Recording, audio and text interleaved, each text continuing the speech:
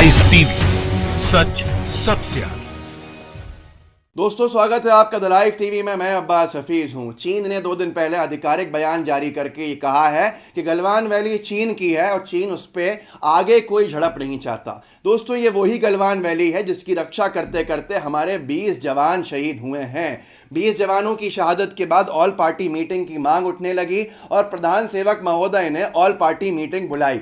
लोगों ने सोचा था कि इसमें रणनीति बनाई जाएगी, चीन के खिलाफ कोई फैसला होगा, स्ट्रेटेजी पे काम होगा, सारे विपक्षी दलों को भरोसे में लिया जाएगा। पर हुआ क्या? इसकी शुरुआत में ही प्रधान सेवक महोदय नरेंद्र मोदी जी ने यह कह दिया कि चीन ने हमारी किसी भी पोस्ट के ऊपर कब्जा नहीं किया है।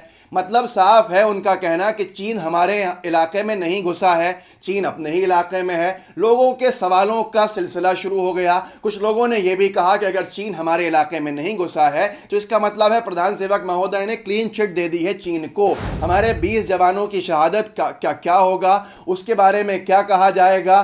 क्या हमारे जवान उनकी सीमा में चले गए थे अगर प्रधान सेवक महोदय कह रहे हैं कि चाइना ने घुसपैठ नहीं करी है? ऐसा सोशल मीडिया पे कई तरह के सवाल चल रहे हैं। उसके साथ साथ एक जवान के पिता के बयान से हंगामा हो गया। एक तरफ मोदी जी ने कहा कि कोई घुसपैठ नहीं है, दूसरी तरफ एक घायल जवान के पिता बलवंत सिंह ने दावा किया है कि उनके बेटे ने उनको फोन पर बताया कि वो 300-400 भारतीय सैनिक थे, जबकि चीन के 2-2.5 हजार सैनिक एकदम आ गए वहां पर, जिनके पास डंडे थे, जिनके पास रॉड्स थी, पत्थर थे, कील लगे हुए डंडे थे, जिससे बेरहमी से उनको मारा गया। और वो लोग संख्या बल में बहुत कम थे, इसलिए बहुत ज्यादा घायल हो गए भारतीय सैनिक। अब इसके बारे में क्या कहा जाएगा, यह सोचना पड़ेगा। भाजपा सरकार कितना झूठ बोलेगी, सच से कितना दूर रखेगी सिर्फ अपनी इमेज के लिए, यह जनता को समझना होगा। दूसरी बात यह है कि आपको चीन के मामले में अगर सही से समझना है तो असदुद्दीन ओवैसी ने जो बयान दिया है उसका अंश भाग सुनना बेहद जरूरी है। सुधांशु त्रिवेदी को चुप करके जिस तरह से बोला है, सुधांशु त्रिवेदी के पास कोई जवाब नहीं था। सुनिए उसको। अपनी पार्टी को बुरी तरह एक्सपोज करके देश को यह पैगाम दे रहे हैं कि चीन भारत की सरजमीन पर 1 इंच भी कब्जा नहीं किया है। कितनी बड़ी झूठ बीजेपी आज कह रही है देश के सामने। क्या चीन ने कब्जा नहीं किया हमारी जमीन पर? बता दीजिए सुधांशु जी। चीन कह रहा है कि हम घुस गए, तो फिर प्रधानमंत्री ऑल पार्टी मीटिंग क्यों बुलाए? चाय भी नहीं पिला सकते? क्या हमको ज्ञान देने के लिए बुलाए हैं? क्या प्रधानमंत्री धोखा दे रहे हैं देश को? 4.5 किलोमीटर चीन गलवान वैली में घुस चुका है। गलवान के उन पहाड़ियों पर चीन बैठा हुआ है। अब क्या ये मोदी सरकार इन वीर जवानों की शहादत को, इनके मरने को रायगा जाने देगी?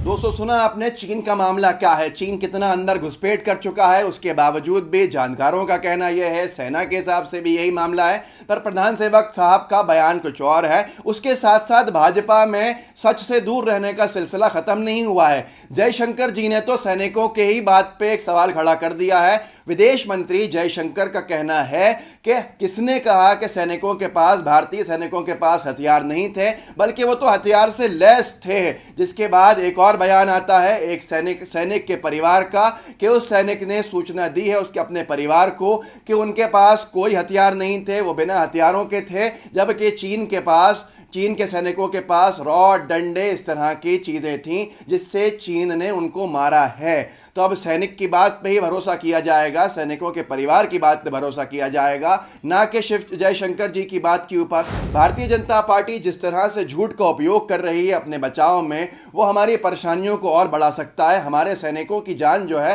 सीमा के हर एक हिस्से के ऊपर आज खतरे में आ गई है। यह एक ऐसा वक्त है पहली बार कि भारत के सैनिक को नेपाल से खतरा है, भारत के सैनिक को पाकिस्तान से खतरा है, भारत के सैनिक को चीन से भी खतरा है। ये किस तरह की फॉरेन पॉलिसी है, इसके ऊपर सवाल करने चाहिए। साथ के साथ कुछ बातें ऐसी भी हुई हैं जिससे बहुत दिल दुखता है। हमारे एक रिटायर्ड अफसर ने, रिटायर्ड फौजी ने एक ट्वीट करके ये कहा, जो सरकार से थोड़ा गुस्सा था। उन्होंने कहा कि अच्छा है, मैं अपने सितारों को धन्यवाद करता हूं कि मैं अब रिटायर्ड हो चुका हूं और मेरा बेटा सेना में नहीं है। जिसके नीचे अनभक्तों ने इतनी गालियां दी हैं कि आप समझ नहीं सकते। यही इनका सम्मान है सेना को लेकर, और यही ये ऐसे ही अपमान करते रहते हैं जो सबके सामने है। उसके साथ साथ विंग कमांडर रिटायर्ड ने जो एक बयान दिया है, एक स्टेटमेंट लिखा है, वो पढ़ने लायक है, सुनने लायक है। विंग कमांडर अनुमा ने कहा है, चीन से डरकर मिट्टी के लिए झूठ बोल दिया, भारत मां की ये मिट्टी ही इंसाफ करेगी। बीजेपी आईटी सेल से प्रोपेगेंडा के अनवरत स्रोत भी सूखेंगे और भारत चयन की ऐसी भूल नहीं दोहराएगा भविष्य में। शेम ऑन लायर मोदी, इन्होंने लिखा है।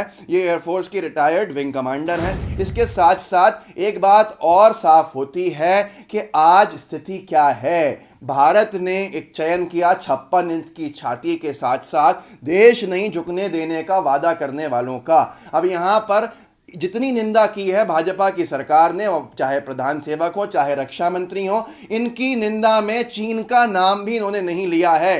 प्रधान सेवक महोदय ने चीन का नाम लेकर निंदा नहीं की है, रक्षा मंत्री महोदय ने चीन का नाम लेकर निंदा नहीं की है। आप समझ सकते हैं मामला क्या है। 56 इंच की छाती है या 56 इंच की जुबान है। खैर, फैसला आपके हाथ में है, आप ज़्यादा सही फैसला कर सकते हैं। इस वीडियो को आगे शेयर कीजिए, चैनल को सब्सक्राइब करके बेल आइकन ज़रूर दबाइए। जय हिंद, जय भारत। लाइव टीवी, सच सबसे आगे।